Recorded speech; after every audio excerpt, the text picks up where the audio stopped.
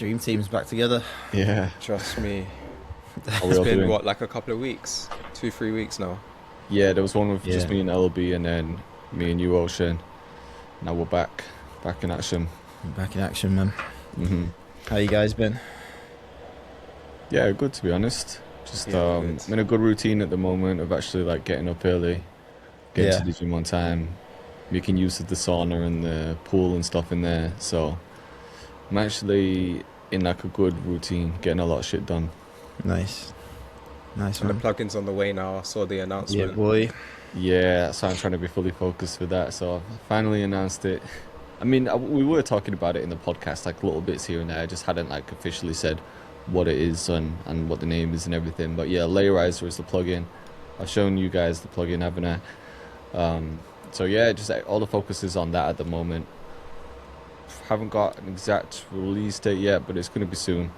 Um, there was a couple changes that I needed to make, which he's now done. So I've got a new version to test today, which should be the final one.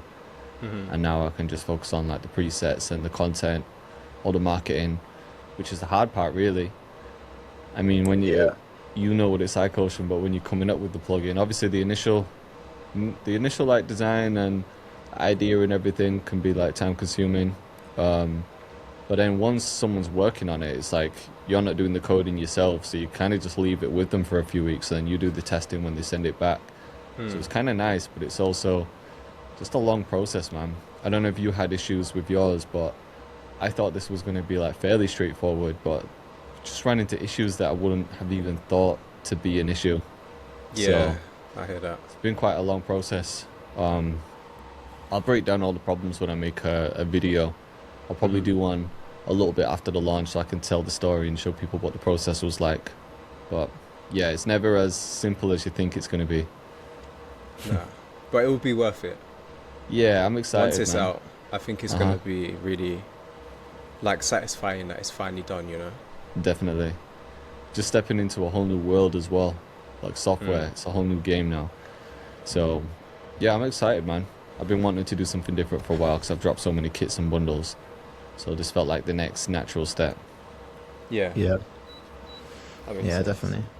I feel like it's been good as well. Like, taking your time with it as well, not rushed it. Just made sure everything's working how you wanted it. Kept the original, I guess, vision for it. I feel like it can be Yeah, easy to kind of let certain things go if you run into issues and stuff starts crashing. So you're like, okay, we'll just get rid of that part and change it for something else. But yeah, yeah, it's looking good, man. yeah. Because originally I wanted to release it before the end of 2025, but when it's not fully right and you know deep down it's not, like it did get to a point where I was like, oh, I could have just released it like this, but then I'd be rushing it for the sake of it just to try and sell a plugin. But I need it to be something that is like genuine, you know, like Yeah, it needs to actually do the job that I want it to do and have the sound that I want it to have, so that I can use it all the time and other people can use it like how I'd use it as well. Hmm. yeah, Otherwise, like you can lose credibility quick if you just push something out there that's like kind of shit. People talk, like people will make plugin reviews. Like once you've got software out there, I feel like it is a whole new ballgame. Then mm, you're gonna be opening yourself up to a lot more skepticism, a lot more critical feedback, probably because it's mm, software. So it has to be right. mm, yeah. Have you thought about like plug-in boutique or anything like that? I know I just randomly thought of that. Is that a lane you want to go down, or just doing it for your own website for now? Potentially, yeah. I went to their office when I was in LA, so I know the people there, all cool people. But I think I'm gonna hold off for now. I think I just want to focus on my own site at the moment. And maybe like further down the line, I could start looking at stuff like that. I just didn't want to have it like everywhere, uh, like for the first launch anyway. Yeah, yeah, that makes sense. But it might make sense at some point. Yeah, yeah, 100%. Is that How your about you fan guys? again? No, I'm Oh just yeah. turning it down now. It's just rendered. There we go. That Oh, should is be that your good. laptop? It's my yeah. I got this like cooling pad because it's way quieter than the in laptop fan. So I'll just crank that up when I'm exporting a video, and then Okay. turned it back down again so it stays cool. Right. One day we'll get you on a Mac. Yeah. And I can't say anything. Man, it needs I to don't know happen. if you can hear it. My PC's kind of loud. Yeah. No, I can't hear it, to be fair. Oh, okay. Yeah, it's all right. I think Yeah. these Macs are pretty You good. got at, like, iPhone yet, LB? Yeah, I've had an iPhone for a good couple of years now. For some reason, I thought you had we were Samsung sending green or text Android. for a while. I did have one for a while, didn't it? Yeah, I got it like 20, end of 23 maybe, 23. Oh, okay, yeah, cool. Something What like made that. you change? Because usually people who use Android hate Apple, and they'll fight that battle to Yeah. the death. Where it's just like, It was the you're in the Matrix. Like this unlocks you. They'll find everything to say why it's better. It was just I think it was just the camera. Well, that and it just doesn't slow down. Like even the Google Pixels and anything new that came out, even the Samsungs and stuff, they just felt they slow down after a while. But Yeah. I mean, I've had this for 2 years; it hasn't really changed at all. So yeah, and it's just easy. I mean, you guys know it's just so much easier. Everything's more seamless. So I feel like it's more sociable, isn't it? Because everyone's Yeah. in like iMessage and everyone's got one. Things just connect easily to it. It's almost like you're just part of this community, even though, Yeah. in a weird way. no, it is weird. It's strange how much it impacts it's actually mad that we all use iPhone, and if you don't, it's weird not to. You know what I mean? Back in the day, Yeah. everyone used to have different phones. You'd have different variations of a Sony Ericsson or a Nokia or something. Because Yeah. realistically, other ones can probably do more stuff, and you're not as boxed in compared to iPhones. Yeah, But Apple they've just got us by the balls, man. literally. it's a weird one as well, because it's like once you're in the Apple ecosystem, you can't really leave it. It'd be hard to. Yeah. It's so tough, yeah, with all your pictures and stuff on the iCloud and that. Yeah. Yeah, you'd have to like load up on a load of hard drives and then back everything up manually and then make the switch that way. But yeah, it's just I'm long. paying like £9 a month just for iCloud at the moment because I've got so many photos there. Yeah, Yeah. and we're gonna be paying that for the rest of our lives, realistically. Yeah. So whenever you want a phone, it's like, all right, I need to factor in this extra £9 or whatever it is. And you know what? It's only gonna get more expensive because we're just gonna be constantly taking more pictures. Yeah. By the time we're 60, we'll probably double how much pictures we've taken already. 500 quid a month on cloud know. storage. Yeah. At some point, we just need to get it all off the cloud and just keep it somewhere. But then you'll never see Then you it. risk losing it. Yeah. It's low key a little bit nice when the memories pop up and you're like, oh yeah, I remember this day. It was a Yeah. nice day. It is. Yeah. It makes those little videos for you. Yeah, sort of New memories. montages. Yeah, that's the thing. If you took it off or if you just had printouts, like you'd never actually look at them. I don't know about printouts. Just 'cause, I feel like once you hit a certain age, you start to value that Oh, more. yeah, yeah. Like whenever I go to L's, their parents always pull out like an old photo book and they'll go through like kid photos and stuff, like all as a group. Yeah, those moments are pretty nice actually. I Yeah, wonder if we'll do that when we're older because we'll just be looking at the cloud and be like, oh, remember that from 20 years ago? Without yeah, really Yeah, pulling to- out actual photos. To be fair, my mum makes a habit of printing photos that she takes. So Does on she? our fridge, we've got like it's all just photos of us and family and stuff like that. Yeah. I think I might once like I have a proper place, I might do something similar. yeah. It's nice Start to have printing some out the stuff up. pictures and that. Makes Yeah. a difference for sure. It's what makes a house a home, as mums would say. Yeah, definitely. It's bad. Yeah. Yeah. What you been on, Ocean? I heard you say something like you smashed the target this morning. Yeah, so I was just talking to Jay about the cutting because I've been cutting weight Oh yeah. or like getting in shape and that. And because I've been in such a calorie deficit, I was telling him that I'm just tired all the time now, and I'm just managing to do what needs to be done, and that's it. But yeah, today I weighed in the lightest I've ever weighed in since I've been about 17. Whoa. Mm. Damn. Yeah, I'm like under 64 kg now, so I might have to slow the cut down a little bit. Did you have a deadline for it, or? Nah, not really, but I feel like when I started, this time. I was between like 69 to 70 kilos, and it's been roughly 5 or 6 weeks. So I think the rate at which I've cut has been quite fast this time. Right. Yeah, it does sound like it's been fast. You do look like you've lost weight. Obviously, that was intentional. Yeah, you can see in the face. Mm-hmm. So I think now I'm just gonna try and slow the rate of it down a little bit, if that makes sense. Yeah. Yeah. Yeah, fair. When does the bulk start? It doesn't. Never. No, So- I can't be Just bothered gonna be with like the true whole for life. cycle thing. Once I've finished this cut, it's just maintain, and I don't want to ever do a cut again. Hopefully, touch wood. Don't want to cut, don't want to gain. Just keep Yeah. it. You know what I mean? Stay lean. Yeah. Mm. Yeah, I feel like it's necessary at certain points. You've done it a few times now, and you kind of built the muscle masses there. Now it's just stripping all the fat, and everything's kind of good now. You can just keep it, hold on to it. So Yeah, I man. was talking to Jay about this the other day, but we just like, it's just like, it's annoying because you feel like you need to be either bulking or cutting, but then Yeah. like you've got a goal to work towards, but then maintaining is the most boring part. But that's surely the goal, right? It's just to hit a certain point where you're just content. You know, you're happy with the, just how you look and how you feel. Yeah, that's Yeah. the key. I feel like with bodybuilding, yeah, and I'm not gonna lie, for me, definitely, once you get into it too much, you get body dysmorphia. It's like you can't yeah. help it. You're constantly Yeah. thinking, man, I could be bigger or I could be smaller. I got a bit of fat, I can get rid of it. It's like a never-ending cycle. So that's when I feel like there has to come a point where you put your foot down and it's just like, nah, Yeah. that's it now. Yeah, just balance, isn't it? But I feel like you have to. Ever in my life, I've been like, yeah, I'm satisfied now. I'm not changing anything. Mm. But isn't that the same with anything in life? Like business, music. True.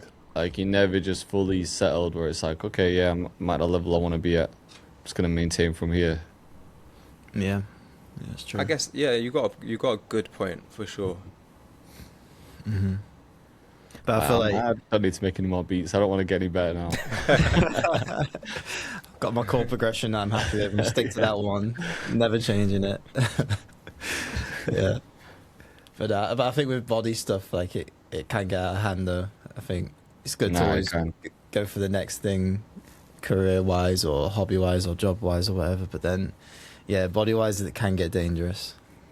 Yeah, Yeah. and there's not really a massive upside. You know what I mean? Nah. If you're 10% body fat or 9% body fat, Mm-hmm. who really cares unless you're a bodybuilder? Yeah, true. Yeah, that's it. Unless you like have to be a certain way or look a certain way, it doesn't really matter too much. Yeah. Yeah. If you're a legit bodybuilder or a model or something where you're paid for your looks, fair enough. But the average person, Yeah, that's it. Yeah, I think And you then have to girls like a just say solid they reason. prefer It's dad like bods. you are. say that again. And then girls just end up saying they prefer dad bods. yeah. Do all that work. You're like, there's nothing to hold on to. But yeah, I think as long as you got like a solid reason as to why you're doing it, not just because you want to look like, just because it makes a big difference, you know. Like like I wanted to put on some size, get a bit stronger, so I can play sport a little bit better, you know. And you get to that point, you're like, okay, now I'm cool with that. I went a bit too far, got a bit too heavy. Now I can't move as well. Okay, pull it back. Now I'm happy. Now you get to a point where you're happy with it, or just anything. Running, you know. I think running is a tricky one because you have to be super light to be like any good at running. Yeah, I definitely notice a difference as well. Yeah, When I'm playing football now versus when I was a little bit heavier, you just feel way more agile, way quicker. yeah, definitely. Yeah, but I feel like it just depends on how you play, right? I feel like some guys you get bruises that don't move, that run around too much, but you're not going to get past them, like maybe like a defender or something. And yeah, then, for real. You got some Yeah. guys who are big and they're super techie. And you just yeah. try and tackle them and you're just bouncing off of them. Yeah, like They're they just don't, too good with using their body. Exactly, yeah, they don't move fast, but yeah, they'll just shield the ball. You can't get around them. Yeah, I know exactly. Like as soon as I said that, I just thought of one guy I went to school with, and centre back. Like he was like you'd never worried because he was like no one was ever getting around him. It's like he's so reliable. Yeah. How was your London session last week? Yeah, it was good. Yeah, I just booked a pirate for the day. Just invited any of the mentorship guys down if they had some free time. I booked it kind of late notice, so only one guy came. But yeah, it was good for a first one. It was his first session ever, so yeah, he had a good time. And then yeah, we left at like 1:00, and I had the place till like 6. So I just made beats for the rest of the day. It was nice just to be out of the house, and Yeah. I feel like when you're in your home studio, you feel like you need to be doing business stuff as well, and like just keeping on top of everything. Whereas there, I just switched off and was just cooking up all day, which was kind of nice.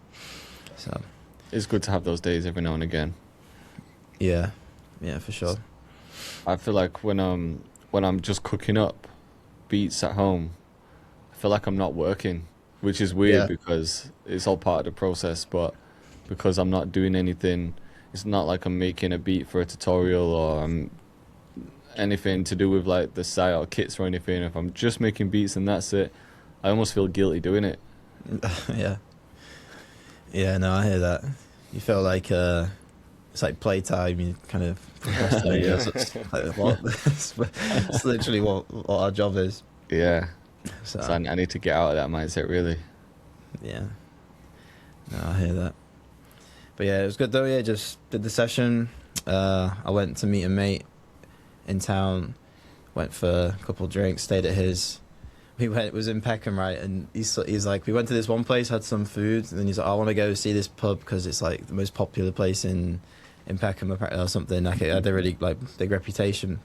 So we get there. He's bearing in mind he's like the whitest guy you'll ever meet. We walk in, and then it is literally 99% black people in there, black music. All the bartenders are black. It was just like all the bouncers were black. It was just like the most hip hop like black. He just walked in. He felt so out of place. Like he listens to like indie rock and so we stayed and had a drink and then left. I felt bad. Right in Peckham. Yeah. So, but it was good though. And I met with Sonable the next day. Actually, the woman that I always speak with. She was in the UK for like a week, so we just went for a coffee on the way back. I stopped via Oxford and then and just drove home after that. Which one's Sonable again? It's like a plug-in company. They do like a lot of mixing plugins like EQs, but like smart EQs and sure, I've heard of it. Yeah. Oh yeah, I think I've seen them. Yeah, what you been on with you guys? What you been up to? Just dropped a new song, or two new songs in the last 2 weeks. Nice. One last week, one this week. But the one this week, I think, is gonna do well. It's got the most streams that I've seen in 24 hours of anything I've ever dropped before. It's a collab with some other producers, and yeah, it's been doing well. So I think this, like, doing well before dropping in terms of just teasing it. So I think this one's gonna be good. Sick. Nice, man. Let's have a look. Are you still going through the process of sending them out to labels and things like that, or are you just focusing on your own uploads? Yeah, no, I never sent to labels really, but I always sent to other DJs to play out. Oh, okay, yeah. But yeah, I'm just kind of doing it's kind of like the loop game, isn't it? You know, people sending loops out to producers. 100%. Like... It's literally the same thing. Yeah. Exactly the same grind. Yeah. Yo, bro, got a pack of beats for you. How do you start the conversation? Yeah. Just taking a little listen. It's very ravey. Nice. I imagine in that world that's quite a big thing, because it used to be like that in hip hop when DJs had like a lot more power in that sense, where if someone like played your song out live, especially on radio, it had a huge impact. Not so much anymore in that space, but maybe in the electronic space it's still quite relevant, isn't it? Honestly, for someone who doesn't, let's say you don't have a platform or a fan base or anything like that, an audience, It's probably the biggest thing you can do.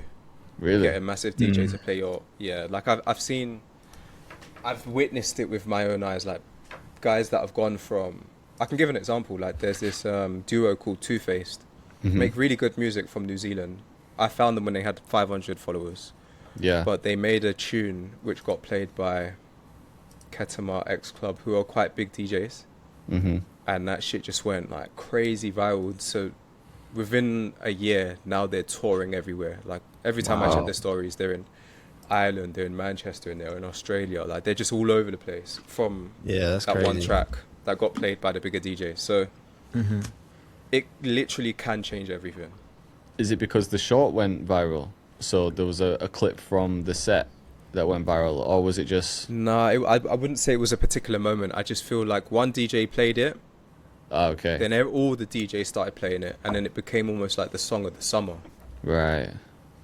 More than just maybe an individual moment of a clip. Okay. It was more so, like everyone started domino playing effect. it. Yeah, But yeah, that's literally all it takes, man. You get one big DJ to play it, and usually more will jump on it because the market says, like this is a tune, this is a banger. Yeah, it could change everything, man. It's kind of cool. I feel like that's kind of a cool way to build a career, right? Because like it's more accessible. Yeah. Yeah. And that would just be, imagine that feeling when someone plays your song and the crowd's going crazy. Yeah. Imagine it to be just a different energy to anything in rap, because people go out like if you're playing electronic music, people are out partying. Like you can play hip hop anywhere and it's just like people can just vibe to it, but people will go crazy at electronic events. It's almost like really just changing the way people feel. So to see that live, of like your song going crazy and the whole crowd going nuts, would be insane. Yeah, 100%. Especially that, imagine you've just whipped up a beat in your bedroom. Yeah. In some small town in New Zealand, and it's going off in Ibiza. Yeah. And you're just watching this on TikTok, like that's your track. You know what I mean? That would be wild. It must be a crazy feeling. Yeah. How does PRS or anything tie into that? If it starts getting played at shows, should do. Honestly, I don't think so. I know there has been companies that have tried to do some sort of technology where they detect every time someone plays your track and you get paid off of it. But I just don't think it's a natural thing. If anything, you want that anyway. You know what I mean? You can't even buy that kind of exposure. But then how do PRS collect then? Like, I can understand how they collect from radio, but then how do they collect from live shows if they're not tracking it right? I really don't think they do. I don't think it's that important. It's not really the be all and end all. If anything, like you would want everyone to play your song regardless of whether you get paid, because once that happens and your name is out there, you're gonna get paid from shows. Yeah. So that's how you're gonna collect. Let's search that actually. Yeah, it's interesting because I guess if like you're a rapper, the producer still gets paid, right, from performance. That for sure. Yeah, that for sure. So in my head, like I said, I thought it'd be a similar thing, but yeah. Because imagine if you're just playing in some random nightclub in Laos on a Tuesday night, how would they know? Well, I think when you're a pub or like a club, you have to, if you're a legit pub or club, you have to get a music license, and that I think PRS is involved with that process, like a public royalties or whatever it is, performance royalties thing. I think. Yeah, that's what I would have thought for venues as well, because maybe they hit for up the small bigger businesses. ones. You have to do it, yeah. Maybe the venue. Yeah, has maybe to for the bigger festivals and stuff like that. Yeah, probably, Yeah. But for the illegal kind of secret raves, maybe not. Yeah, I guess those ones are a bit different, because PRS actively reach out to businesses to say like, do you play music in your shop? And then people will say like, yeah, and they'll be like, well, you need a license for it, and then they charge them the license, and then I'm sure they set up some type of system which registers what songs are being played. Yeah. But if people are just like Nah, I don't play music, and they do. Kind of like a TV license over here. It's like, are you watching BBC? Nah, what's that? I never heard of that. It's probably like that type of thing, isn't it? Yeah. Probably. So this says PRS mostly knows what was played because humans tell them, and increasingly because machines listen. Basic flow. Venues and promoters are licensed by PPL PRS and pay a fee or a percentage of a ticket income. PRS then needs performance data to split that pot, so they match set lists from each show against their work database and allocate royalties. So maybe the big shows have to submit their set list. Yeah, I can only imagine it being the big shows because Yeah. this is where it gets even tricky because half the time you're playing songs that are not even released yet. Yeah. These are just and may never ever get released. So yeah, they get It the could set just list be- from either artists. So you, I think you could actually submit, like, if you heard your song, you probably could tell them. But I mean, like, it being played once is going to be pennies, realistically, isn't it? Yeah, and then man, it gets so messy because imagine they've played a remix that I've made. Then Yeah. who gets paid there? Oh yeah. Yeah, it's tricky. So Yeah. under the gigs and clubs scheme, a small license fee per show, around £12.40, is shared across all reported songs, with 80% of the live royalty pot going to the headliner songs and 20% to support acts. Of So we're talking £12.50. pennies. What? What's the point at Small that? license fee per show, £12.40. Just give me a beer token or something. I'll take that over there. Yeah, there's So, literally yeah. no point. I mean, that's why labels focus more on the master, because that's where most of the money's generated. Yeah. Like 80%, I think it's 80% of the money generated through streams goes towards the master recording, and I think like 20% go into the other side. But I think that's right anyway. But then if you're just relying on publishing, you need like a radio hit, really. Yeah, but and that's the thing as well because and I'm not talking about the commercial side of dance music because that's kind of similar to pop, but when it comes to underground stuff, usually it doesn't tend to stream very well. Like Right. 100k, you get 100k plays on a SoundCloud track. That's like getting 1 million on Spotify. Like you have a 100k song on SoundCloud, that's a hit. You're getting bookings off of that. But that's where you're going to make your money through the bookings. Makes Yeah. sense. Yeah. You get 1 million on a SoundCloud track. Whew, that's a mega hit. That's a humongous hit. Yeah. SoundCloud is something I never go on, to be honest. I remember you spoke about it, and I remember you speaking about it a while back, and I think I went on and uploaded like one beat or something, and just never really focused on it. I don't know if it makes sense for hip hop producers. What would you say? Maybe for beat selling, I'm not too sure, just because it's not Maybe my world. remixes.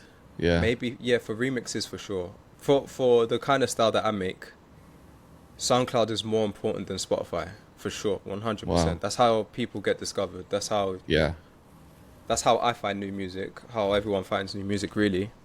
How do people discover it on SoundCloud? Because I don't really use the platform. So is it like songs are played randomly? Are people searching stuff? Is it a mix? So yeah, through mixes of other DJs, but then also there's the repost feature. So if someone reposts your song, it will show up on. Sorry, let me say this properly. On like Let's someone say- else's feed? Is it like reposting a TikTok and then all of a sudden it's showing up in someone else's feed? Yeah, I guess so, something like that. Okay. But SoundCloud will also push your music too. Depending on, I guess it's all algorithm kind of based, but they can push it. Right. Okay. So- It's good for discoverability. Yeah. And have you noticed what system sort of works on SoundCloud? Is it like weekly uploads? Does it just completely vary? Like, is there a whole system like uploading to YouTube or Spotify? Nah, I don't think you have to upload weekly or monthly or anything like that. But I do notice that if you do make an edit, so a remix of a song, it's going to do way better than if it's an original. Right. Until you have your own audience. Okay. So what would you say the strategy would be early on? Would you say like 1 in 5 original, the rest remixes? Let's say you're starting from absolute zero and you have no fan base whatsoever. I wouldn't release my originals for a while. I'll just release only remixes or edits Yeah. for a good, like, let's say 1 a month for 6 months. Mm-hmm. Get a bit of momentum going, and then maybe drop an original. But I would hold off on the originals and just send your originals to DJs. Mm-hmm. Yeah. Because it's not really important to post your originals just yet. Yeah, I guess no one cares at that point. Nah, it's all about. Honestly, like, you know how I was saying those DJs in New Zealand blew up because of the track getting played by bigger DJs. Mm-hmm. That's off a remix. Yeah. It wasn't even an original. You know what I mean?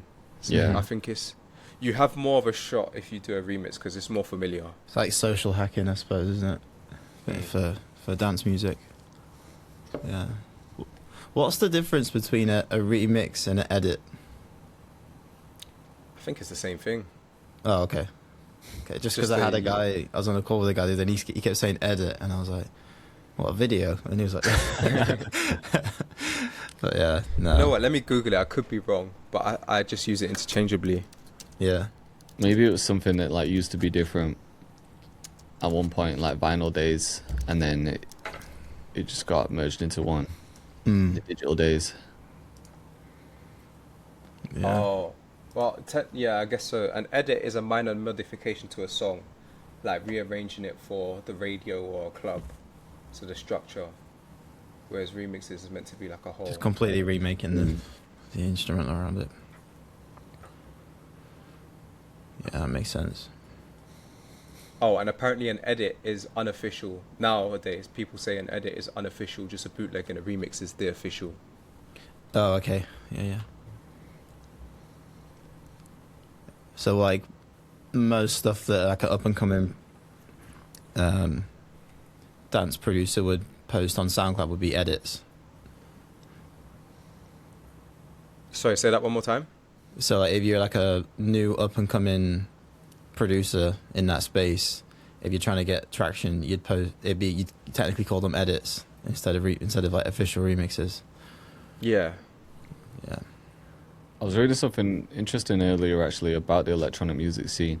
So apparently in the UK it generates 2.47 billion pounds, and the UK has also lost 36% of its nightclubs since 2020. Whoa. So we've only 823 left, and only 15% of venues are now in that crucial 500 to 2,500 cap, like mid-tier range. So it's like it's generating a lot of money, but also clubs are closing. So now free events are now 15% of all electronic programming, up 34% year on year. So it's like people are doing more and more free events to kind of push the scene again because the club scene was dying, and that's kind of helping things grow at the moment. Yeah. Wow. Yeah, a lot of clubs shutting down, and I think a massive thing is because festivals have kind of taken over now. People rather just... Well, I don't even know if it's people would rather, but I think for a promoter it's probably a bit more lucrative if they can advertise like 10, 20 different DJs and get people to just show up to that. Maybe. I mean, just to come to a club. If it's saying since like 2020, then obviously COVID fucked up a lot of clubs because people couldn't go out and club. And a lot of people who go out to clubs are students, really, aren't they? That's like prime audience because they're young, they've got the time to do it. And if you remember when COVID happened, there was like a whole wave of like uni people who couldn't even go out.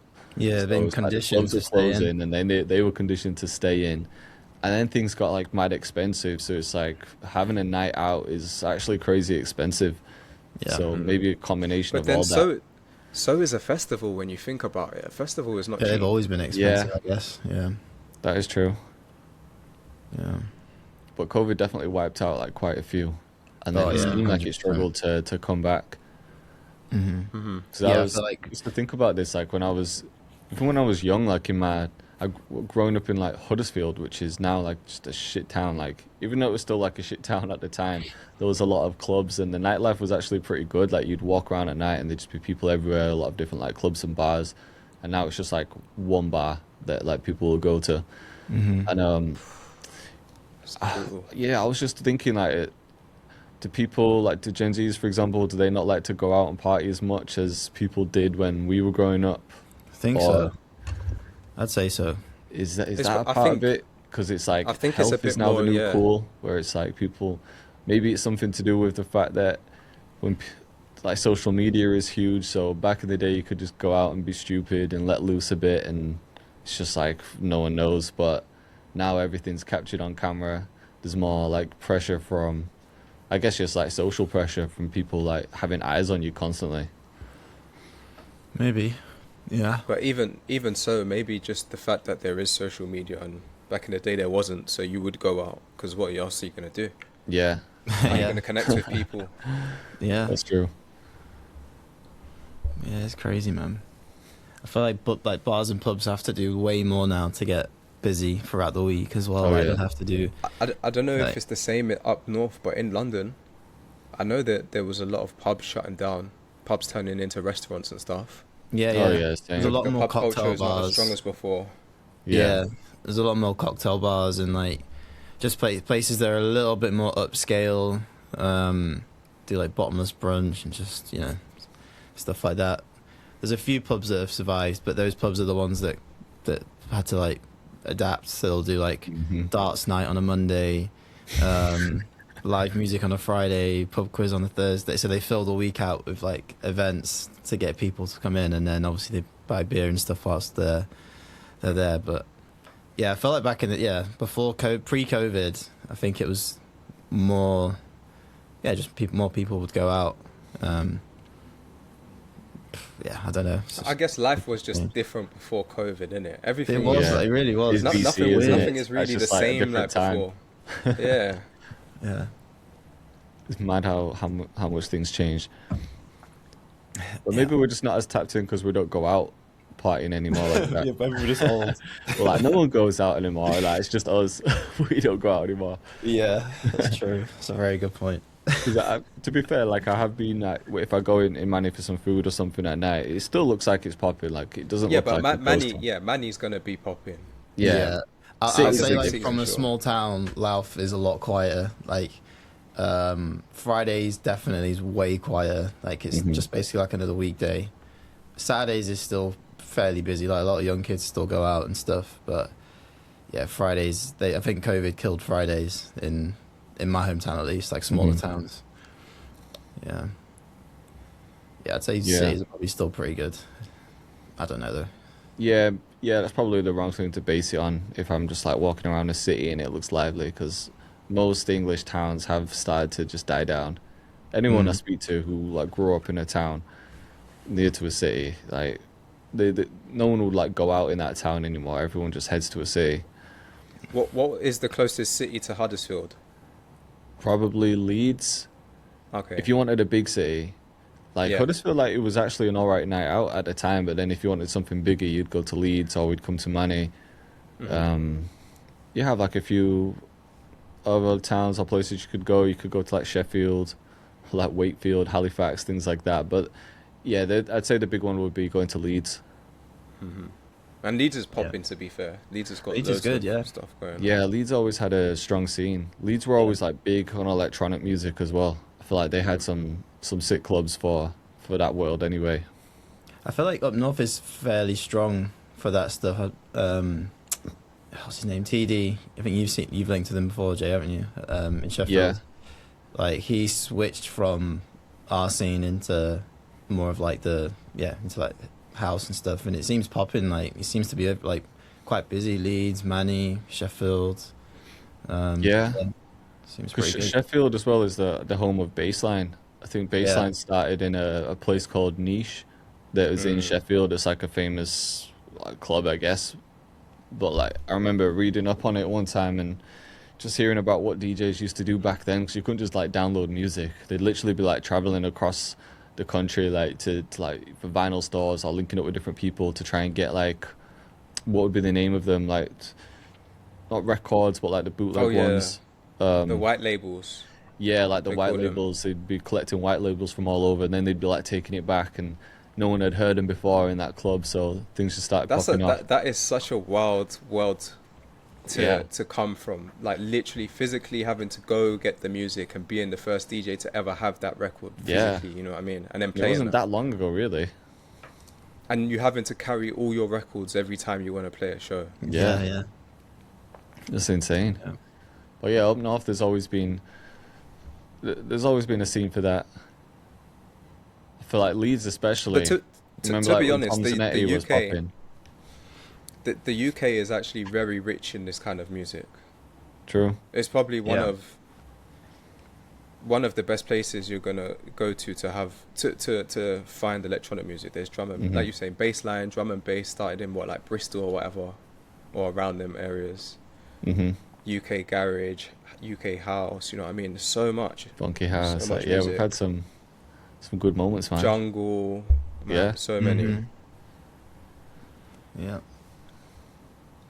Creative, aren't we, for a little island? Yeah. Just for a little island of hobbits, we're quite creative. Yeah. But low key though, I've always felt like London is the capital of Europe. Yeah, I'd say Yeah. that. I'd say That's a fair so. point. Like Paris and other places, they've got their thing, but yeah, London just seems like the center of it. Yeah, I'd agree. Has the most impact. Yeah. Yeah, especially for music. For sure. Did you see that Pink Pantheress won Producer of the Year? Oh yeah, I did see that. What's your thoughts on that? I know who she is and I've heard her music, but I wasn't sure how she was involved as a producer. Does she make her own music? That's what I was going to ask you. What did she produce? I was trying to find out earlier, so when I was asking, it's let's have a read. Is it just because she produced her own album or was a part of the production for her own album? I was trying to ask Perplexity if she makes her own like beats essentially. This says short answer, yes, she does produce her own music, but the journey is nuanced and very relatable for modern producers. Pink Pantheress broke through with lo-fi tracks like Break It Off and Pain, made largely on see, that's wrong GarageBand. because it wasn't lo-fi. That's not lo-fi. Yeah, I know, that's weird, isn't it? And I know I've been kind of following her journey.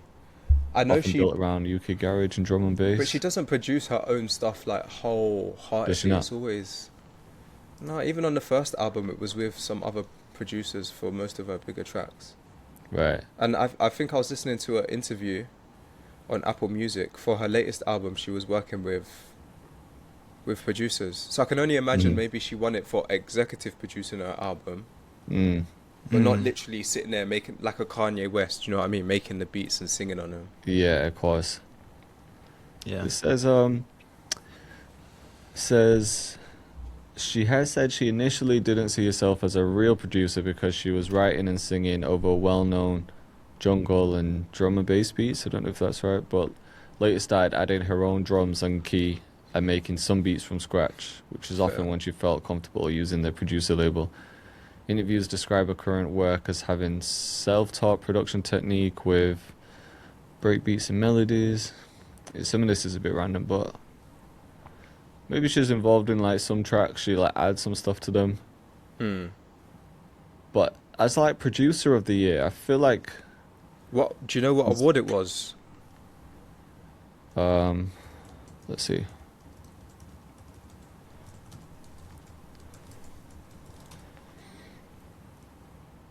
Maybe I'm like naive and I just don't know her journey and work enough, but to say like, oh, it's the Brit Awards. So to say producer of the year, I Whoa. feel like That's there's crazy. a lot more Brit producers Award for who could have Producer won of the that. Year. Yeah, She's named definitely. Producer of the Year for the 2026 Brit Awards, making her the first woman and the youngest artist ever to receive that producer award since it was introduced in 1977. Damn. Let me see the nominations real quick.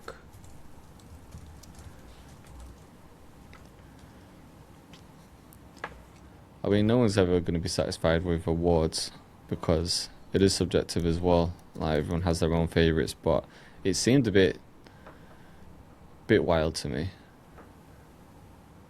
Because you think this Leading like the Fred trophy. again, chasing status, Yeah, yeah. But I'm looking at the nominations. Yeah, it was saying Olivia Dean, Lola. Wait, sorry. Yeah,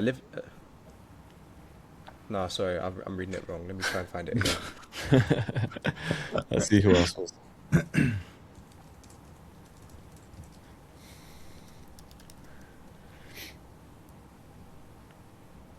So for this year, there actually weren't any other public nominees for that category.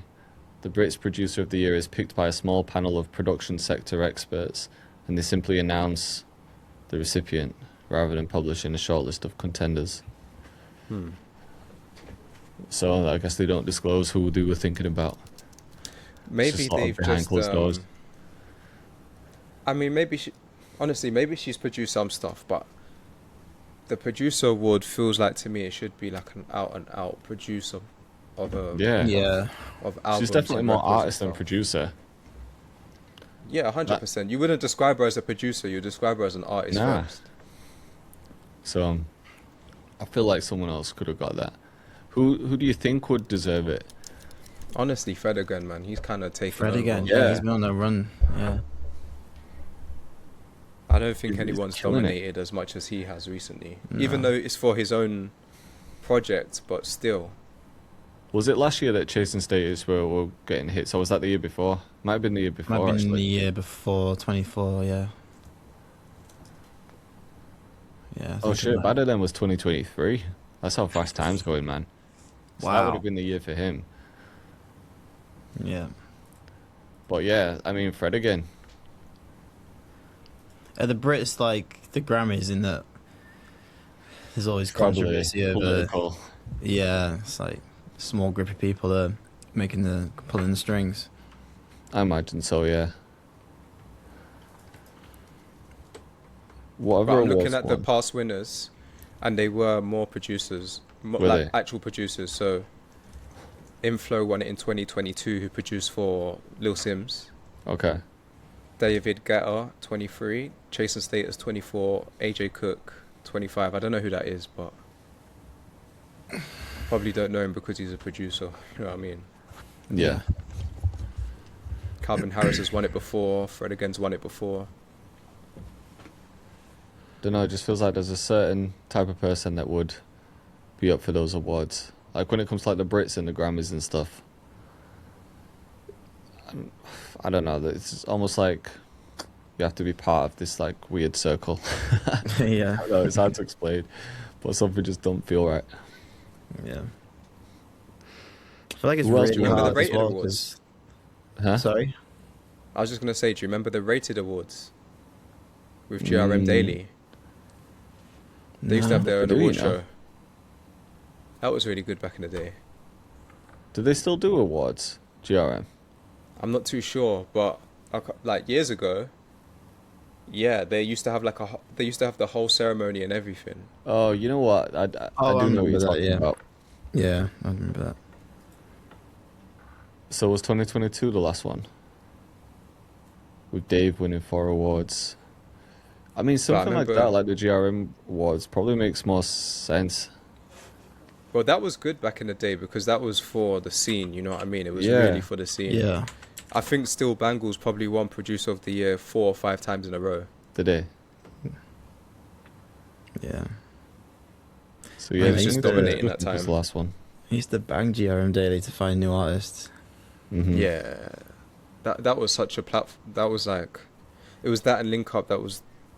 That's where you go in it. Yeah, they're the two. If you want Every to find Sunday, artists, yeah, That's the best drops. literally. It's interesting And- to see the power shifting because at one point, especially in the UK and in the US actually, because you had like World Star and stuff. World Star. These platforms had so much power where if you were on that platform, like your career like could take off. Could, you yeah. could have a song like pop on GRM, and then you'd have like a couple blog pages posting it, and then people just know you. And you didn't have to do all the short form content, none of that. It was just you making music and putting out the music video. Mm-hmm.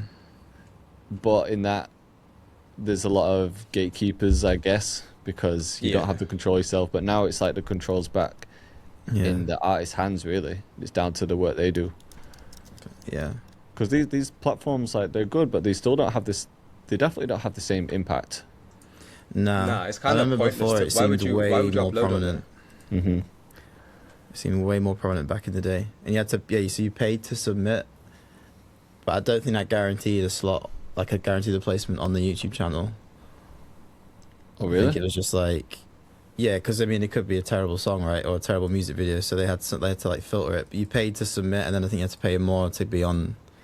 On To the be on I didn't Premiere. know you had to pay to submit. I know you have to like pay to be on there because they don't film all the music videos. You can film one yourself, and then you just pay the platform to have your video on their channel.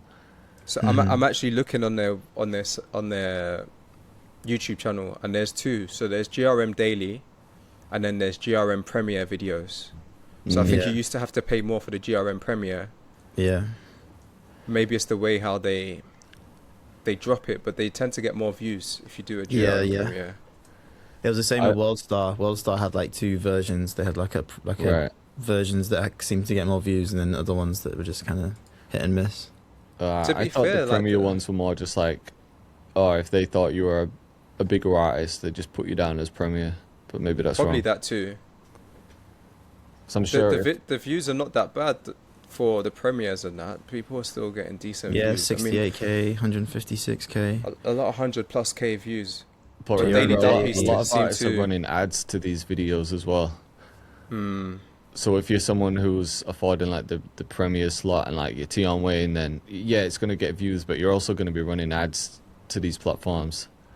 That's why, in a way, it feels kind of strange that you're running ads to like someone else's channel. I like giving them the attention. Yeah. Yeah, because you're just building them up, innit? That's what. Yeah. That's what. That's what happens a lot of the time. That's the loss that you take from it. Yeah. Mhm. I mean, it's Yeah. good because they have an audience there, so you might tap into a new community. But then the downside is it's not your platform. I Yeah. feel like a mix is good. Like if I was an artist, I'd probably want a video on there. What, even today? I mean, maybe one, just to see. I'd probably want to test it. I'd probably drop my own stuff, be running ads to that, and then maybe just as like one video just to see if that community reacts well to it. I honestly don't think it's worth I it don't unless think it's you going to need be it, like a Daily Duppy or one something that they're known for, like a freestyle. Yeah, the Daily kind of Duffy thing. would be good still. Yeah. But it's not I- like I guess 2015, it's man. definitely not needed anyway. I'd just be more like interested in like testing it just to see. But if my budget didn't stretch that far and I was just like, all right, I can either choose to have it on my channel and put some more money behind marketing, I'd much rather do that. Yeah. I guess like depending on their pricing, yeah, you could test it, but if it was like 500 quid to just have a regular release on GRM, I wonder how much 500 would get you in terms of plays, streams, over a placement on GRM with no ads. Even Yeah. that, it's like you're going to spend Probably a bit 500 more. to get there. Even if you get 100K views on GRM, how likely is it going to be sticky? You'd probably have to run that play for at least like 5 music videos for GRM to, the audience of GRM to really get used to To you. really recognize you, yeah, you have to see you a few times. Honestly, Unless these it's like a days, like banger. if you think about how much a music video costs, say if you were going to upload something to GRM, realistically, you probably need like 1,000 because you might need to pay 500 for a music video. Might need to. I can't remember how much it is to upload because we uploaded one to. Was it Mixtape Madness that we did, or maybe it was Press Play when me and Gio did it.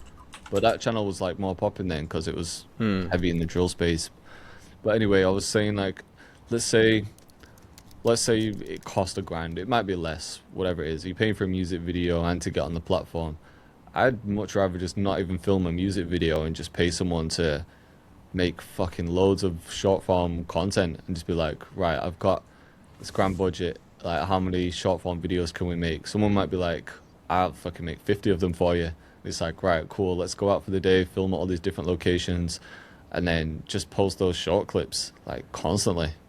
I feel like you'd get more out of your money for doing something like that rather than just shooting a music video then uploading it to a platform. Yeah, definitely. Yeah, The game's for sure. changed. I don't think it's... I don't want to say it's dead, because I don't think it's necessarily dead, but I just don't think it's as effective as it used to be. I think Nah. Yeah, it's it seems shifted like a lot. Seems like the short form, like Jay said, is the first initial wave of marketing, And then if Yeah, that bangs and it 100%. really resonates, then it's like, okay, let me do a music video for it. I think that's what Kyra did, right, with Gang. Like he Yeah. spammed short form, it blew up. Then the video came, and that obviously blew up as well off of the momentum. Yeah, and some people now think that that is becoming less effective of like posting loads of short form stuff. People are saying, or maybe it's just more about the story you can tell. And I think anyway, you should be telling a story regardless of what you're posting. But there's been certain artists that have like released a music video, but they've had like a full story behind it. Maybe it's someone that's just come out of prison after doing 5 years and they've kind of been building up to this moment or whatever. But I feel like that's only effective if you have some type of story like that. But everyone's got their own story in a way, but I don't know. Personally, I do feel like the short form stuff is still the way forward. I've just Yeah, heard certain like 100%. blog pages like talk about how that's less effective now, and people Yeah. do need to focus on a music video and tell a story. Just can't be a shit one, basically. Yeah, yeah. I don't know if it's less effective. I think it's just it's not as easy as just you post it and something's gonna happen. Yeah, There's so many variables to it. Is the Mhm. song actually good enough? Have you posted it enough? Is the video interesting? Does it go with the song? Are yeah, you coming Yeah. from the, like I think it's just a bit more nuanced than just having content to post and Mhm. saying short form works or not. Mm.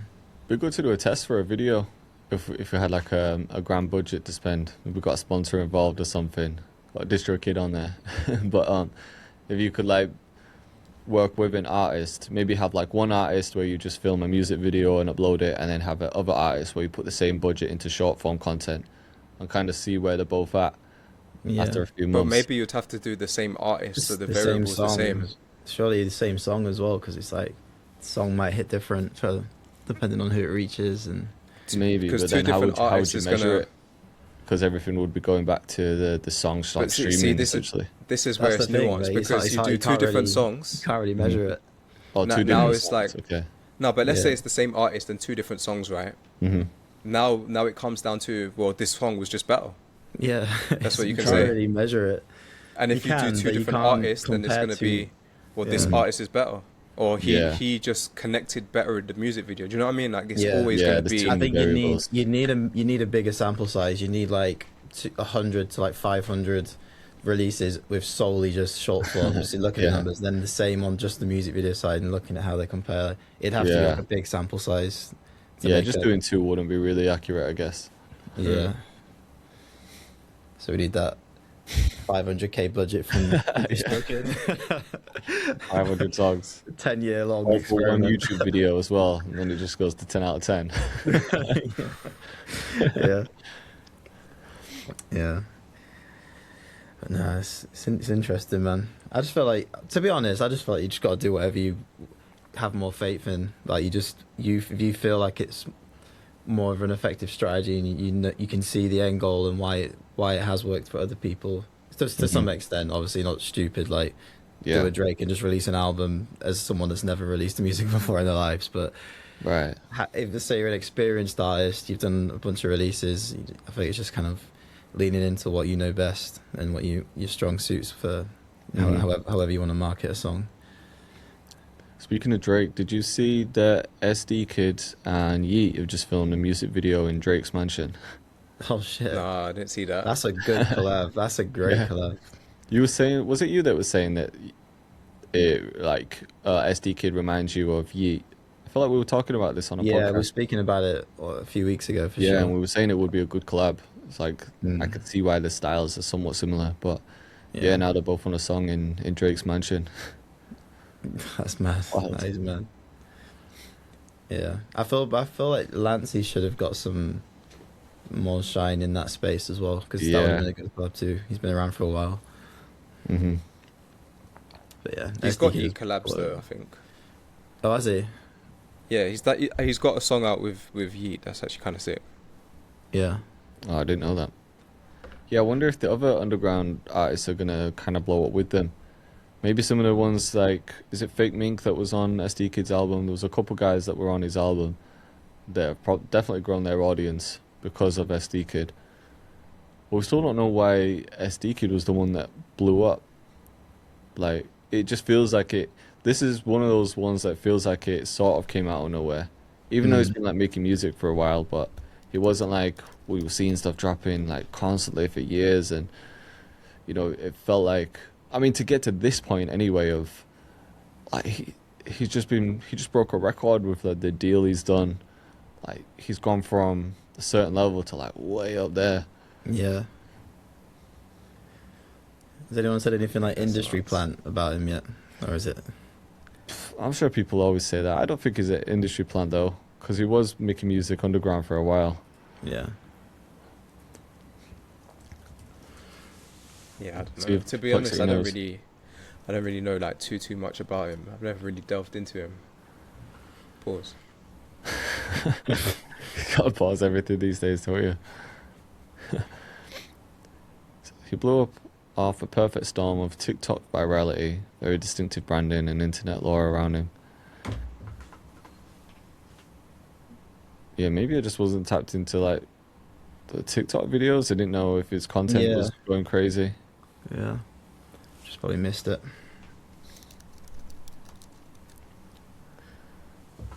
Interesting, man. Yeah.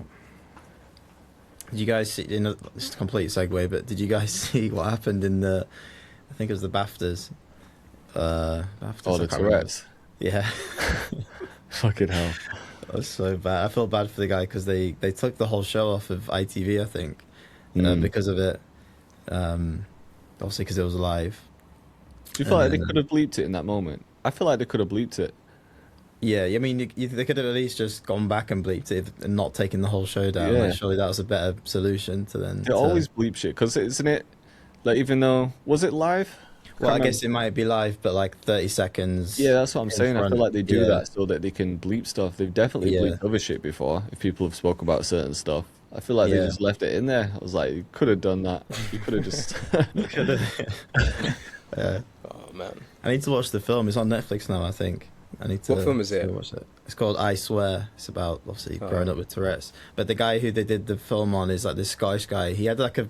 There's an old Channel 4 documentary on Tourette's, and he's in it. It's. I mean, I feel bad to say, but it's funny. Like they're laughing in it as well at each other. But Yeah.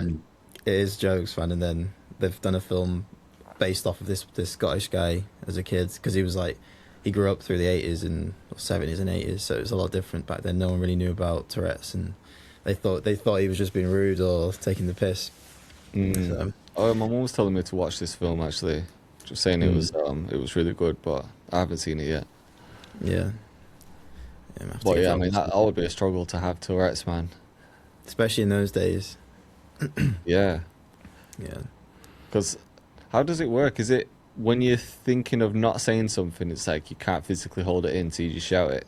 It's some kind of urge, yeah. I think it's like either a physical tick, because what's his name? Singer. British singer, big guy. Oh, Lewis Capaldi. yeah, his name Yeah, went out my head.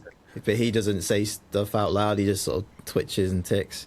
Mhm. But then there's guys or people who like, there's like someone will say a word and it'll trigger some random phrase and I'll just have to blurt it out and Yeah. shout it out.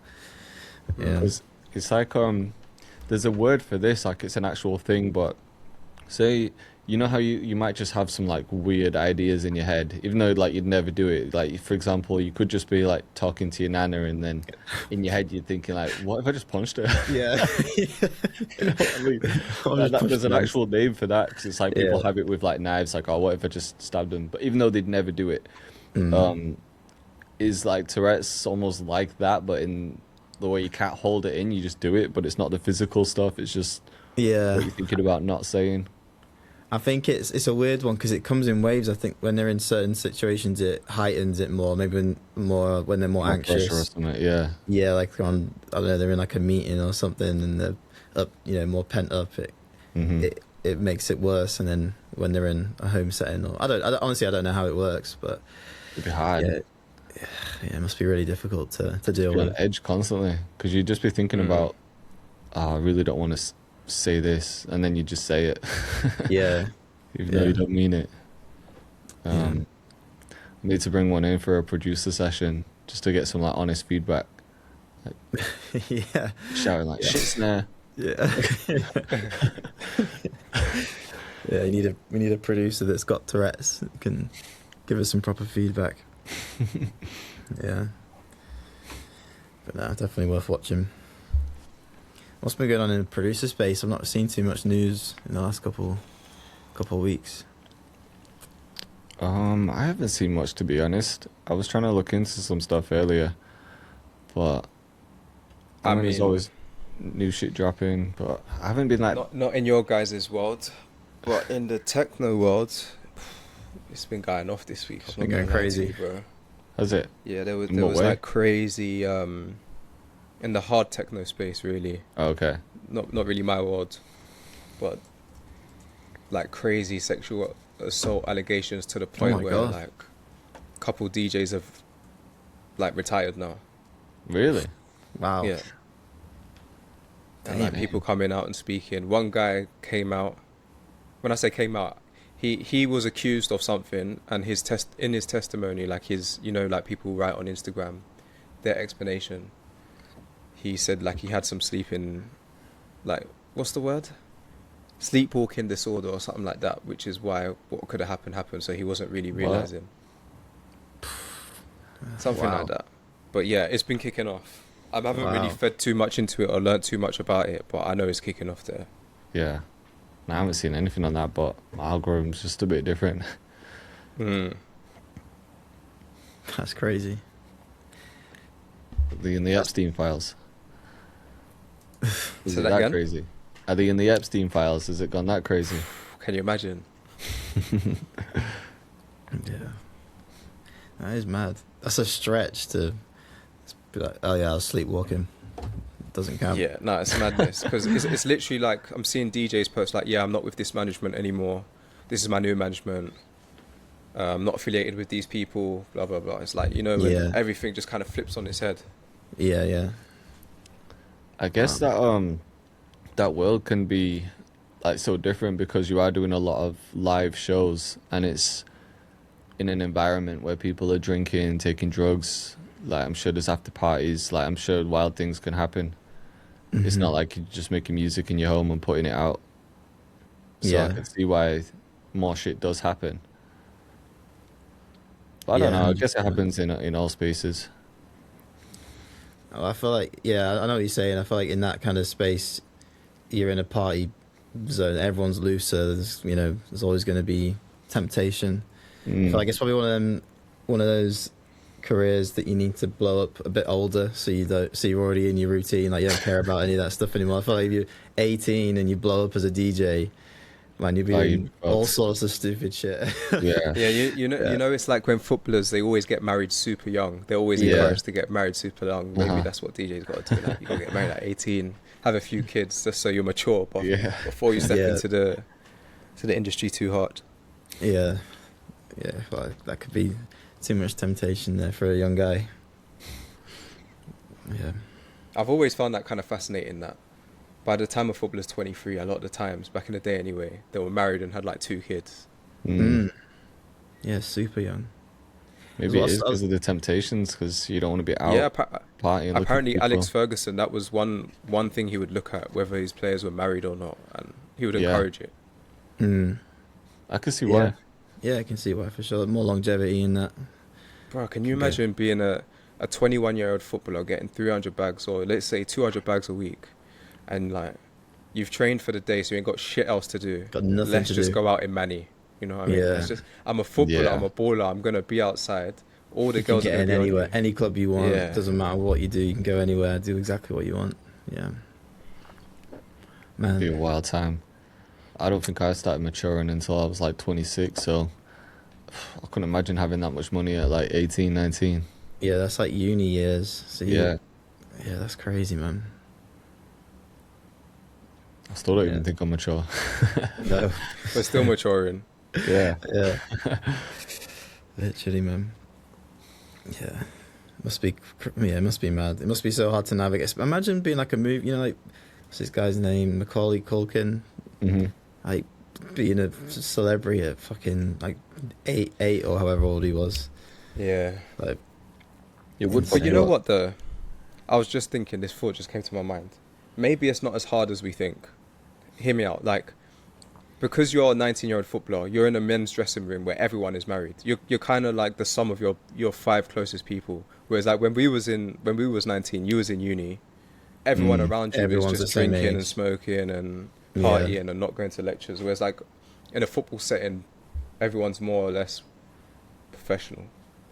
I guess To an extent. on most teams, I feel like there'd be the odd team where there's you've got a young team, or like even the older guys are dickheads. It's like impossible to escape. But yeah, I know what you're saying. I think for the most part, most teams will have like those veterans that can take care of the younger guys and kind of mentor them and steer them out of harm's way. That's when like good management or like team captain or something would come into play as almost like a father figure where steering them in the right direction. Yeah, true. Because I guess people always wonder why is this older guy still playing? It's like, well, he's not there to score goals. He's there to steer the other guys, to keep them productive. Yeah. I did see a thing I went to Harry Potter World the other week, and because I felt like that was a weird situation because they were like same age, like 8, 10, 11, whatever, and they were saying how they had to school them on set. They had to educate them on set. Their teachers coming in, and they had to do like class, and then they go and film, and then they had to do another class. And that's intense, man. Yeah, well, they said it was not. They said they did a really good job of making them feel and all the families feel at ease with all that kind of stuff because obviously it was such a big thing. But yeah, I guess it's just dependent on who the artist or the team they've got around them to look after them, or DJ. But surely DJ would be tougher, right? Because you're more you're more not lonely, I think. Yeah, because way more. If you're just doing, let's say you're kind of just starting, and you're touring around different places, a lot of the times you are going to be by yourself. Yeah. Especially early on, you haven't got the budget to have like a huge team following you around all the time. So it's like, you have to be really careful. Yeah. Crazy, man. Crazy times. Yeah. Should we wrap up? Yeah. Cool. All right, appreciate you guys. Should be back to normal next week as well, aren't we? Yep. We're all back here. So we'll see you in the next one. Sweet. Peace. Peace.